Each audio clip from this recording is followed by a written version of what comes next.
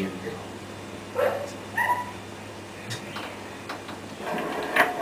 Muy buenas tardes y bienvenidos a otro emocionante capítulo de la historia de Roma aquí, en el canal de la historia. Hoy veremos las invasiones barbáricas. Ah, no. Las Claro, invasiones de barbáricas. nuevo. De nuevo. ¿Esto es una lata? ¿Una lata? ¿Eso es lo que tú crees? ¿Cómo? ¿Me está hablando de la tele? No, le está dando el profesor, no la tele. Se deberían saber más de historia. La cultura de hoy en día está decayendo. ¿Qué me interesa? Son los bárbaros. Por Dios. Obvio que los bárbaros son importantes. A ver, ¿quién es su profesor de historia que nos voy a enseñar eso? Ya, muy bien. Yo les voy a mostrar quiénes son los bárbaros. ¡Wow! Bienvenidos al canal de la historia. ¿Y quién eres tú? Yo, el profesor, obviamente. Vaya, Sandro. A ver, perdón.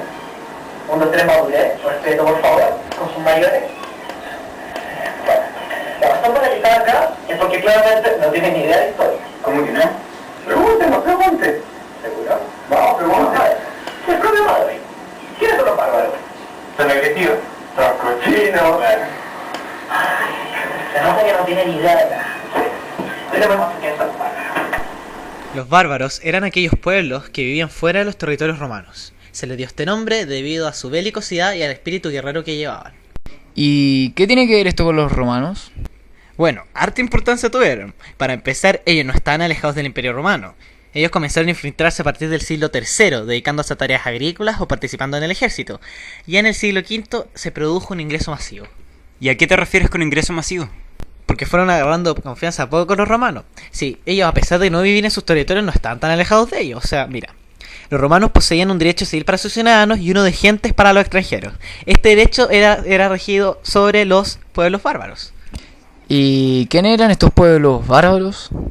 Bueno, los pueblos bárbaros se constituían por los godos, divididos en visigodos y ostrogodos, los francos, los suevos, los burgundios, los anglos, los sajones y los jutos, además de los vándalos, los alanos, los suevos y los alamanes.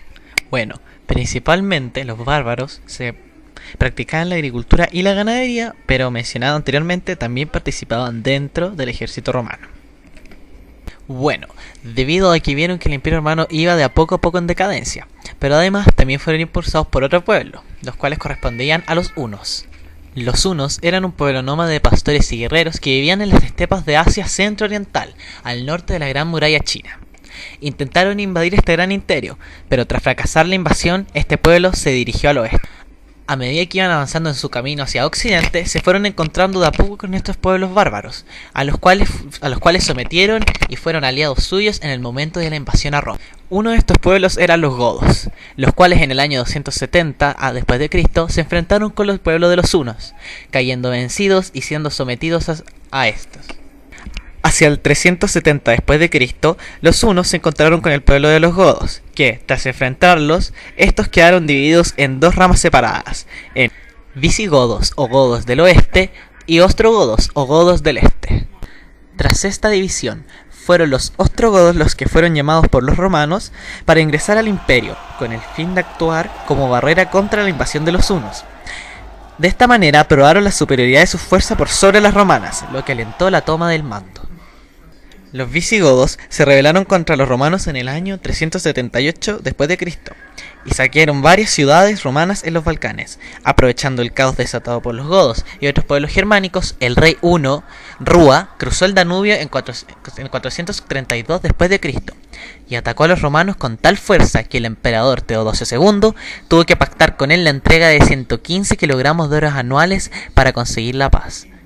En el año 434 después de Cristo, Rúa murió, dejando el trono de forma conjunta a sus sobrinos Atila y Bleda. Estos reanudaron la paz a cambio de duplicar el tributo romano y se dirigieron al este, donde invadieron Persia durante 5 años, antes de ser derrotados cuando trataban de conquistar Armenia.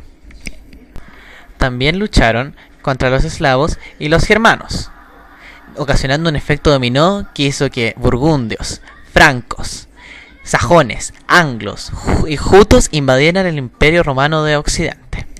Bueno, pero el personaje que vale la pena destacar es Atila. Atila fue un guerrero y militar huno, el cual lideró a su pueblo durante la invasión a Roma.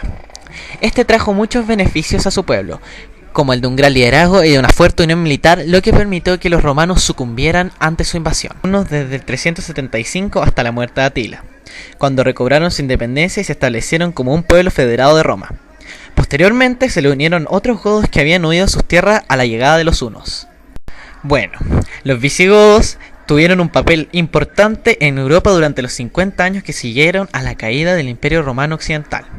Intentaron establecerse en Italia, pero tras su expulsión de este territorio se fueron a España, y es ahí donde forman el primer reino germánico tras la caída del Imperio Romano. El sistema de poder que poseían era una monarquía electiva, es decir, el monarca elegía a su sucesor. Con respecto a su religión, poseían una corriente arrianista. Anterior a esta huida de Italia hacia España, en el año 476 d.C., Odoacro, visigodo, fue proclamado rey de Roma, lo que significó la disolución definitiva del Imperio Romano de Occidente. Todavía existía el pueblo romano de Oriente, sin embargo, el de Occidente no estaba del todo perdido. Quiero decir que los visigodos, los francos, los anglos, los sajones, a medida que se iban estableciendo en cada uno de sus territorios, fueron adoptando de a poco las características del Imperio Romano, entre ellas la adopción del cristianismo como religión oficial. El primer pueblo que se sometería al cristianismo serían los visigodos, los cuales desplazarían al arrianismo como creencia principal.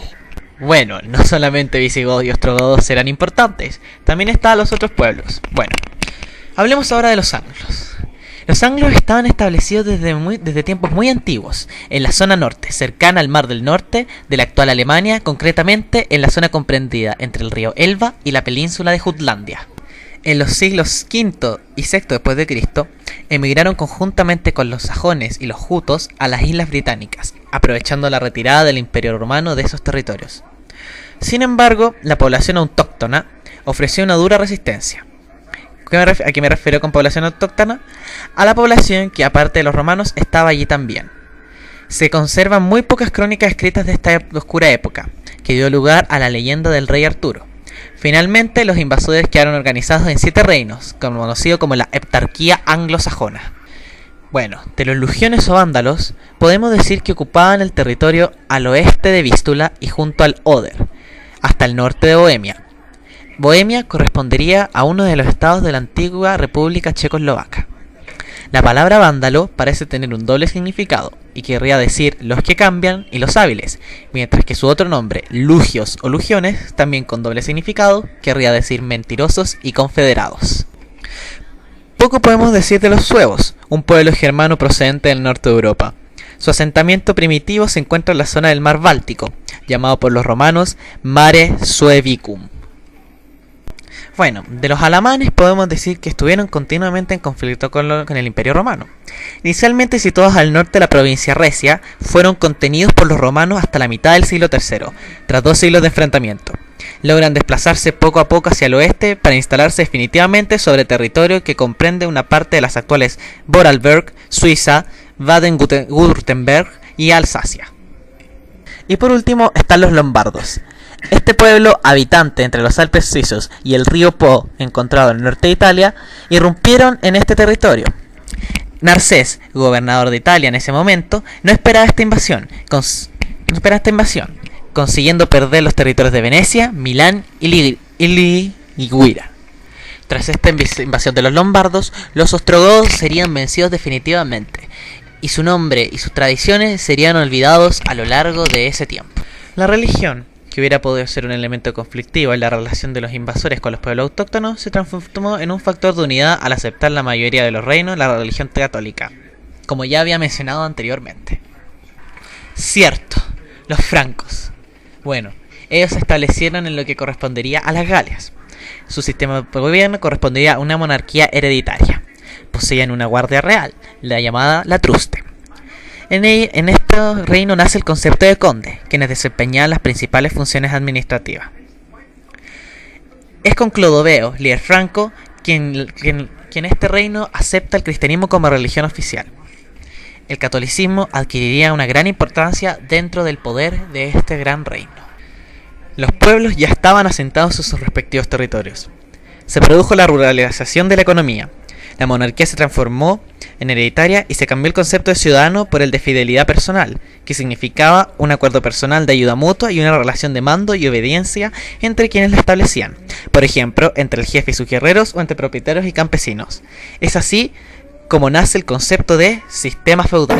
Bueno, pero la principal consecuencia de este periodo fue que nuestra cultura occidental se consolidaría definitivamente y se mantendría hasta lo que es hoy en día. Bueno, eso fue todo. ¿A lo que decir? ¿Alguna duda? Es verdad que te subestimes, pero ahora, ¿puedo irme ya? Bueno. Esto fue todo en nuestro programa. Muy buenas tardes y nos veremos en el siguiente capítulo de nuestro gran y apasionante programa de la historia de Roma aquí, en el canal de la Historia. Nos vemos.